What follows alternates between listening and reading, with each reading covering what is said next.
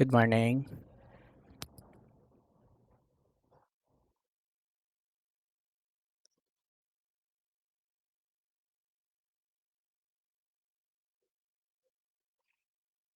Okay, let's begin.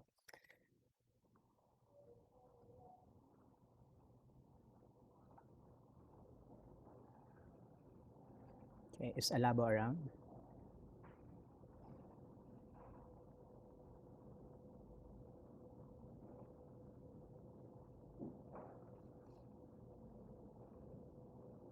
Ansog. Antonio.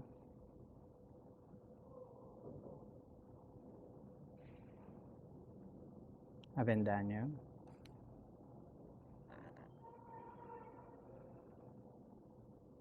Bagitan.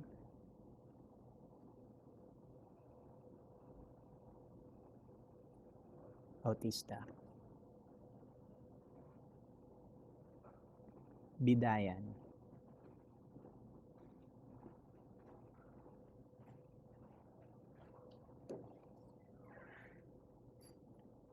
Bio.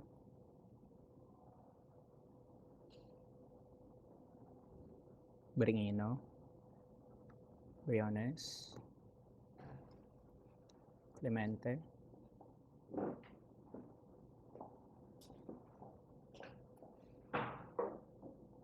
Comandao.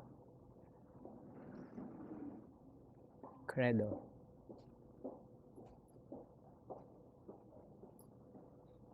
Acosta.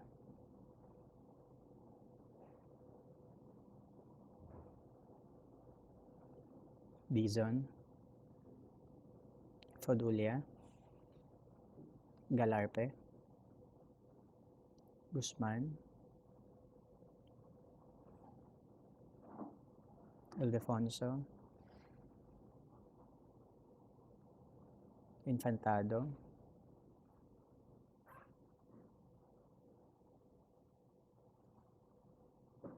Malacapo. Manalo. Mangulabnan. Marukot. Mendoza. Aubrey Mendoza dito. How about Genghis? Mitra. Mondehar. Nuega.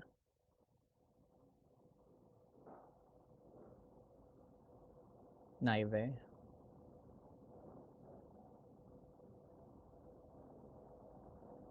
Nario. Wala. Nolasco.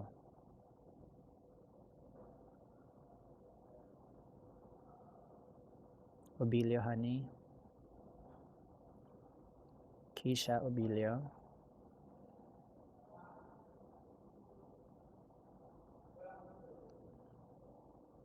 Ortega. Pagunsan. Painaga.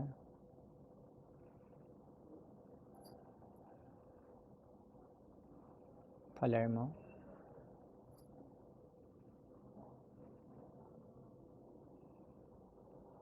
Pulangas.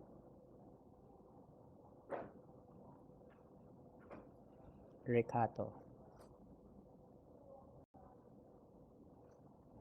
Recorba. Refugio. Revelo. Camille Rivera. Robert Rivera. Senga. Tiangco. Tolentino. Vasquez. Villalba. Vinluan. Okay, thank you so much. Let's look at your grades. Now your grades are already done. Some of you have successfully completed all their submissions on time. And then there's quite a few numbers actually, yung may mga missing outputs. And so, right now, blanco yung records ninyo when it comes to yung mga ganong submissions. So, as you all know, yung ating submissions were done last week pa, di ba? And I have considered yung mga late submissions last week as well. And yung mga hindi nakapag-submit, I don't know kung ano ang gusto nyong gawin. Okay? So, submission ng grades natin will be this week. If in the case na na-submit ko na to, lahat ng grades na na-submit ko sa registrar ay irrevocable na. Hindi na pwedeng baguhin. So, you can see sa ating on-site next meeting natin, that's gonna be on Wednesday, I think. Yeah, Wednesday natin, you'll be receiving your grades na. Okay? And on Wednesday, after ng ating part 2 ng grade consultation, isasubmit ko na sa registrar. Okay? So, kilala nyo na kung sino yung mga nabanggit ko o kaya na markan ko ng mga failed submissions. And so, yung mga alternatives, no? Pagdating sa submissions niyo, please comply. Okay? And ang ating final term will be starting this week. By the way, may tanong po ba lahat ba ng mga ng questions when it comes to grades? May gusto po bang i-clarify? Wala naman? Sige.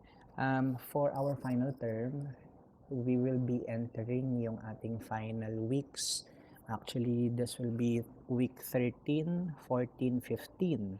And so, konting-konti na lang. Actually, hanggang 18. Pero, yung mga last weeks na meron tayo will be intended na for your requirements, completion, and your mga examinations. So, basically, ang ating natitirang weeks na lang for the entire final period will be how many, let me count the topics first. So, aabot tayo hanggang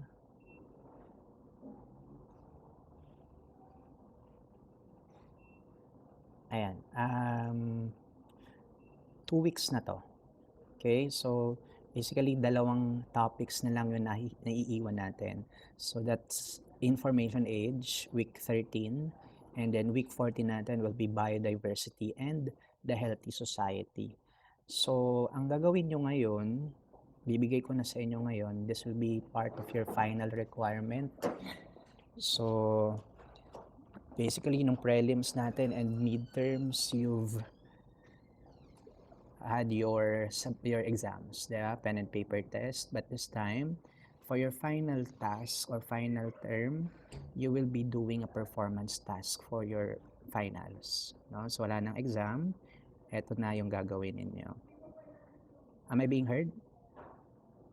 Audible ba yung sound ko para kapag instructions natin isahan lang? Okay naman. Ayan, thank you. Now for your final term, final requirement,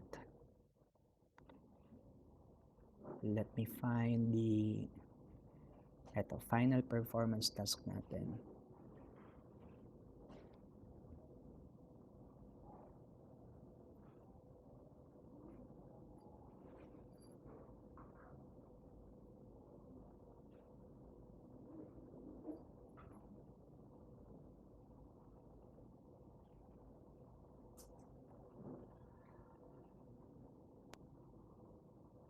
Sige, yung rubrics natin, i-discuss ko for next sa ano natin, on-site class natin. So, you'll be guided kung paano kayo kukuha ng grades for the final task or performance task ninyo.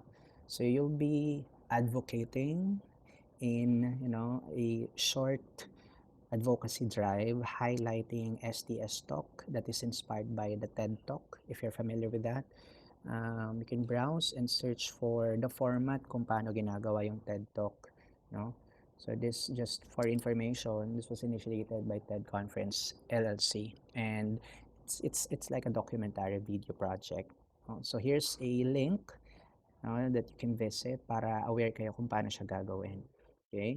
So anong gagawin ninyo? For your video production, this will be about climate change and the Filipino student. Okay? So what is it about? Your video production must be a 5-minute explainer video, no? So hindi na bababa sa 5 minutes. O kaya you can add but not much, no? So 5-minute explainer video about what an ordinary Filipino student like you can do or contribute to battle against climate change. So I guess may familiar kayo dito sa mga ganitong advocacy drive. Let's do it, no? Let's have it in you na kayo yung magiging final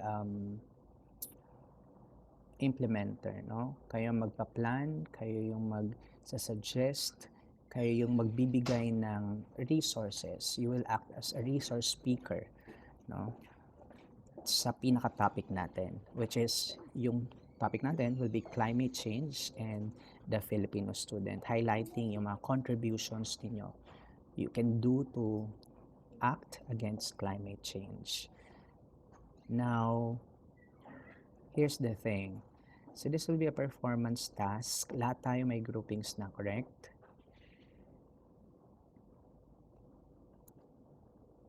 Tama, no? Ayan. So yung ating groupings, hindi natin susundin yon. Okay? So para malinaw lang. So you will be choosing a partner, no? Pair. This will be done by pair. So you will be using or helping each other to come up with your video production, with your final output. Make sure that both of you will be presenting, will be part of your presentation, your video production. Hindi lang yung isa yung in charge for the editing, hindi lang yung isa yung in charge for all the spills, lahat ng sasabihin, siya lang. Dapat kayo parehong makita, no? Pareho kayo dapat makita sa video production ninyo. What else? Yung submission natin, bigyan kayo ng timeline kung kailan magpapasa. So today is 17, no? Ang ating week 18.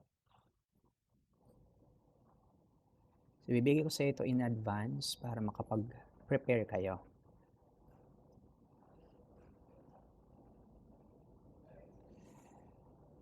13, 14.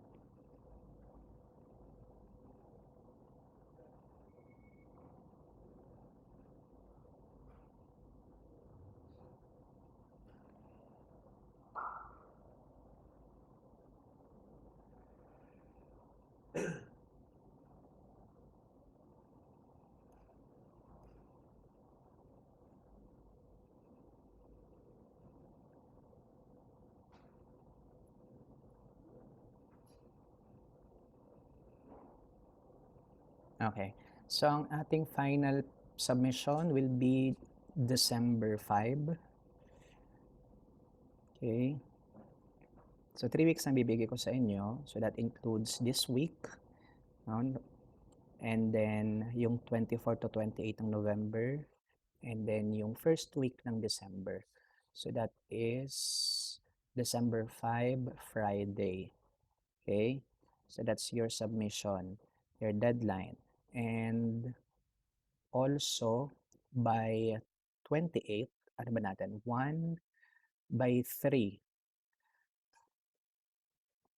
December 3 or December 1, yung ating class that week, pwede na ako mag-receive kung may mga matatapos ng maaga or kung merong magpapasa ng mas maaga, 'no, than the scheduled, deadline.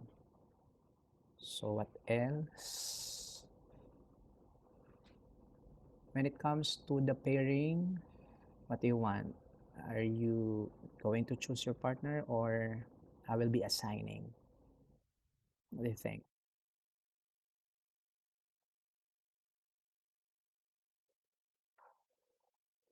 So you'll be choosing na lang. So majority wins 'to kung halos lahat gustong pumili na lang, yun na lang gagawin nating format. So pipili na lang kayo ng partner ninyo. I need names ng next meeting natin. So on-site, that's Wednesday, kailangan may pangalan na, 'no? Meron na akong makukuhang names, partners, kung sino yung mga mapipiling magka-partner for the final task. Any question?